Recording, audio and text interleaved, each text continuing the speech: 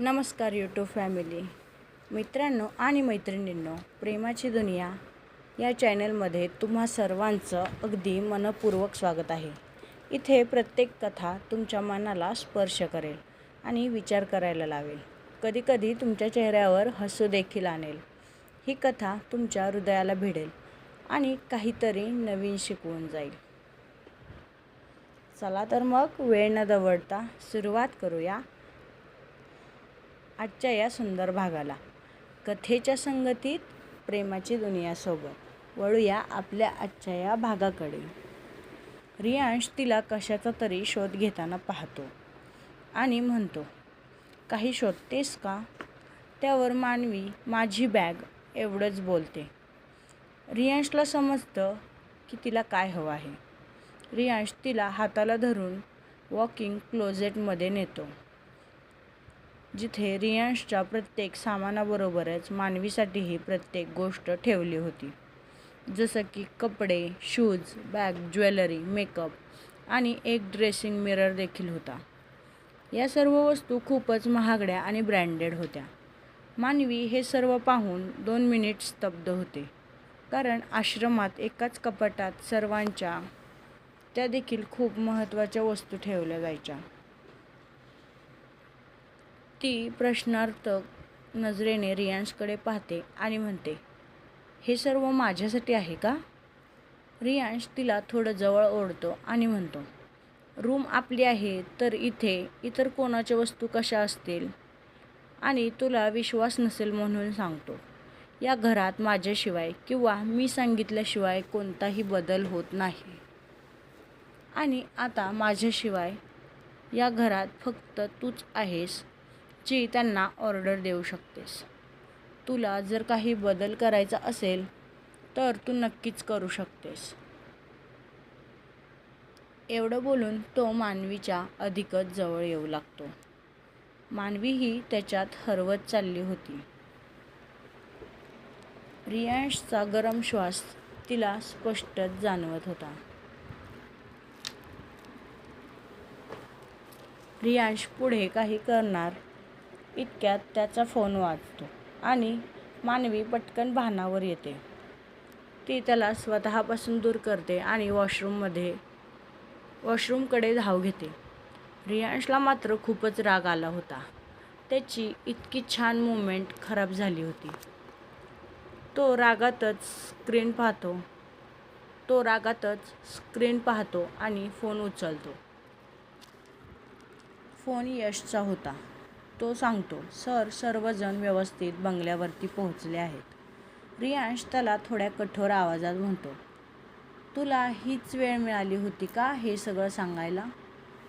यशला समजतं की त्याने चुकीच्या वेळी फोन केला आहे. तो सॉरी सर असं म्हणतो आणि फोन कट करतो. रियांश सुमितला फोन करतो आणि साईटवरती झालेल्या प्रकरणामागे कोण आहे हे लवकरात लवकर शोधण्याचे आदेश देतो. सुमित येस बॉस एवढंच बोलतो आणि फोन कट करतो.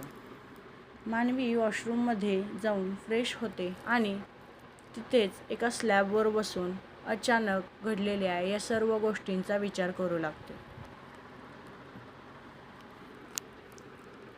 तिला पहिल्या दिवशी भेटलेला तो अकडू, घमंडी आणि रागीट रियांश आणि आत्ताचा खूपच काळजी, प्रेम दाखवणारा रियांश यात खूपच बदल होता. तिला हे सर्व एखाद्या स्वप्नासारखं भासत होतं. ती तिच्या विचारात मग्न असतानाच रियांश दार नॉक करतो, ज्यामुळे ती भानावर येते आणि पटकन स्लॅबवरून खाली उतरते आणि वॉशरूमचे दार उघडते. रियांश समोर उभा होता. तो मानवीला जेवण तयार आहे, चल असं सांगतो. मानवीला काही वेळापूर्वी त्यांची झालेली जवळीक आठवते आणि ती पटकन वॉशरूममधून बाहेर येते आणि पुढे चालू लागते. पण तिचे पाय ओले असल्यामुळे ती घसरते, ज्यामुळे तिच्या पायाचा अँकल ट्विस्ट होतो. ती पडणार इतक्यात रियांश तिला पकडतो आणि उचलून बेडवर बसवतो. मानवीच्या पायात खूपच वेदना होत होत्या. रियांश खाली बसतो आणि तिचा पाय स्वतःच्या गुडघ्यावर घेतो. तो तिला कुठे वेदना होत आहेत याचा अंदाज घेतो. तो मानवीला म्हणतो, काय ग जान, मी तुला काय खाणार होतो का, म्हणून तू एवढ्या पटकन ओल्या पायांनी पळत बाहेर निघालीस? मानवी त्याच्या बोलण्यात गुंतलेली पाहून तो जोरात पायाचा अँकल ट्विस्ट करतो, ज्यामुळे मानवीच्या तोंडून जोराची किंकाळी बाहेर पडते, जी काम करणाऱ्या सर्वांनाच ऐकू जाते. मानवी रियांशला जोरात धक्का देते आणि म्हणते, हे काय करताय तुम्ही माझा पाय एवढ्या जोरात का मोडला? तिच्या या कृतीने रियांश तिच्या जवळ येतो आणि तिच्या अंगावर येऊ लागतो. त्यामुळे मानवी मागे बेडवर आडवी होते. रियांश पूर्णपणे तिच्या अंगावर येतो आणि म्हणतो, जान, जर मी पाय ट्विस्ट केला नसता तर तुला जास्त वेदना झाल्या असत्या. आणि एवढंच नाही तर तुला तुझ्या प्रत्येक कामासाठी माझीच मदत घ्यावी लागली असती. जसं तुला एका जागेवरून उचलून दुसऱ्या जागेवर नेणं आणि अजून बऱ्याच गोष्टी. काय तुला कळतंय ना मी कशाविषयी बोलतोय? त्याच्या आवाजात आणि चेहऱ्यावरील हावभावात एक वेगळाच तरंग उमटला होता, जो मानवीला त्याच्याकडे आकर्षित करत होता. ती त्याच्या बोलण्याकडे दुर्लक्ष करून त्याला मागे ढकलते, पण रियांश किंचितही हलत नाही. हे पाहून मानवी चेहरा बारीक करते आणि म्हणते, मला भूक लागली आहे. तिचा तो बहाणा ऐकून रियांशच्या चेहऱ्यावर हसू येतं. तो तिला कपाळावर किस करतो आणि तिच्यावरून बाजूला होतो. त्यानंतर तो तिला हात देऊन उठण्यास मदत करतो.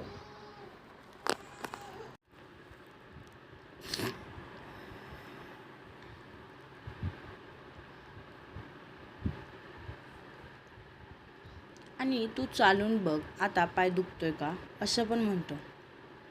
जणू स्वतःलाच डॉक्टर समजतो असं मानवी स्वतःशीच पुटपुटते. हे वाक्य रियांशला पण ऐकू येतं, पण तरीही तो शांत राहतो. मानवी 2 पावले चालते, पण तिला कसलीच वेदना जाणवत नव्हती. त्यानंतर तिला स्वतःच्याच बोललेल्या वाक्यावर राग येत होता. ती नजर चोरून म्हणते, थँक्यू, माझा पाय आता दुखत नाही. एवढं बोलून ती पुढे चालू लागते. पण रियांश म्हणतो, जान, मी भलेही इतरांसाठी डेव्हिल आहे, पण तुझ्यासाठी मी काहीही करू शकतो. अगदी तुझा डॉक्टरही होऊ शकतो. त्याचं हे वाक्य ऐकून मानवीला समजतं की त्याने तिचं वाक्य ऐकलं आहे. ती पटकन पळतच रूमबाहेर येते आणि एक खोल श्वास घेऊन हॉलकडे चालू लागते. रियांश वॉशरूममध्ये जातो आणि स्वतःला शांत करून फ्रेश होतो. तो स्वतःचं आवरून डायनिंग एरियात येतो. मानवी जेवण टेबलवर लावत होती. तिला काम करताना पाहून रियांशचा राग अनावर होतो. तो घरातील सर्व नोकरांना आवाज देतो.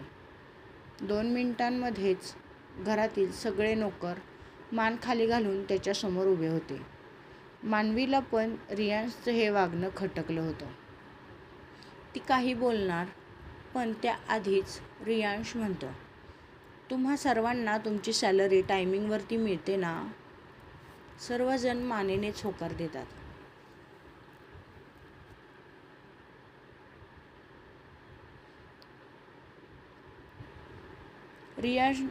रियांश म्हणतो, मग तुमची कामे तुम्ही न करता माझी जान का करत आहे? सर्व नोकर खूपच घाबरले होते. त्यांच्यात रियांशला उत्तर देण्याची हिंमत नव्हती. पण त्याचा शेवटचं वाक्य ऐकून मानवीला त्याच्या चिडण्याचं कारण समजलं होतं. रियांश म्हणतो, गिव्ह मी ॲन्सर डॅमेट्स.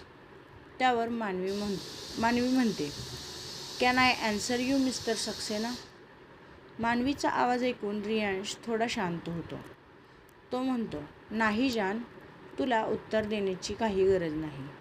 चूक यांची आहे आणि उत्तर पण तेच देतील. त्याचं वाक्य पूर्ण होताच मानवी म्हणते, त्यांची चूक नाही. मीच त्यांचं न ऐकता हे सर्व जेवण टेबलवरती लावलं, कारण आश्रमात सुद्धा मला हे सर्व करायला आवडायचं म्हणून. तिचं वाक्य पूर्ण होताच रियांश तिला मिठीत घेतो आणि तिच्या केसांवरून हात फिरवू लागतो. सर्व नोकर फक्त डोळे मोठे करून त्यांच्याकडे पाहत होते. मानवी त्या सर्वांची नजर आपल्यावर आहे हे ओळखते आणि रियांशला दूर ढकलते आणि जेवायला बसा असं म्हणते. रियांश खुर्चीवर बसतो आणि मानवीला पण बसायला सांगतो. त्यानंतर ते दोघेही जेवण करतात. जेवण झाल्यावर मानवी टेबल आवरू लागते. रियांश तिच्या जवळ येतो आणि तिला बाहुपाशात उचलून बाहेर गार्डनमध्ये नेतो. मानवी त्याला सोडा असं म्हणत असते, पण तो काही तिचं ऐकत नाही. दरवाजा बाहेर येताच मानवीचं लक्ष गार्डनकडे जातं. त्यात खूप छान रोषणाई केली होती. रंगीबेरंगी लाईटचा झगमगाट आणि निसर्गरम्य हिरवळ यांचं परफेक्ट मिश्रण झालं होतं. मानवी खाली उतरते आणि त्याच्याकडे पाहून त्यातच हरवून जाते. पाऊस देखील थांबला होता, त्यामुळे चंद्र आणि चांदण्यांचा पडणारा प्रकाश खूपच सुंदर भावना देत होता. जणू काही सर्व तारे त्या गार्डनमध्ये उतरले होते. मानवीच्या चेहऱ्यावरील आनंद पाहून रियांशचा चेहरा देखील खुलला होता. मानवी एखाद्या लहान मुलीसारखी त्या बागेत बागडत होती. कधी इथे तर कधी तिथे. ती फुलांचा सुगंध घेत होती, तर कधी झुल्यात बसून त्याचा आनंद लुटत होती. साधारण तासभर असाच उलटतो. मानवी त्या नैसर्गिक सौंदर्यात पूर्ण हरवली होती. रियांश तिच्या जवळ जाऊन म्हणतो, जान, आजच्यासाठी एवढा वेळ पुरेसा झाला. आता आत चल, नाहीतर तुला थंडी वाजेल.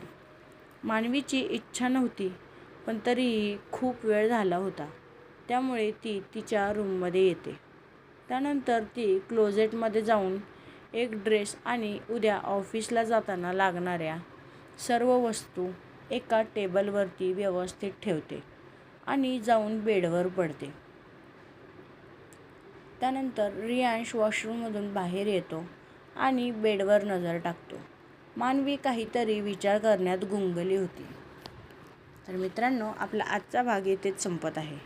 हा भाग तुम्हाला कसा वाटला हे मला कमेंट करून सांगायला विसरू नका. आणि हो, आपल्या चॅनलला जर लाईक, शेअर आणि सबस्क्राईब केलं नसेल तर आत्ताच करा. भेटूया आपल्या पुढच्या भागात. Bye bye. आणि हो, चॅनलला एक सबस्क्राईब नक्कीच करा. मला तुम्हा सर्वांच्या सपोर्टची गरज आहे. तुमचं एक सबस्क्राईब हेच माझ्यासाठी खूप मोठा सपोर्ट असू शकतो. Bye bye.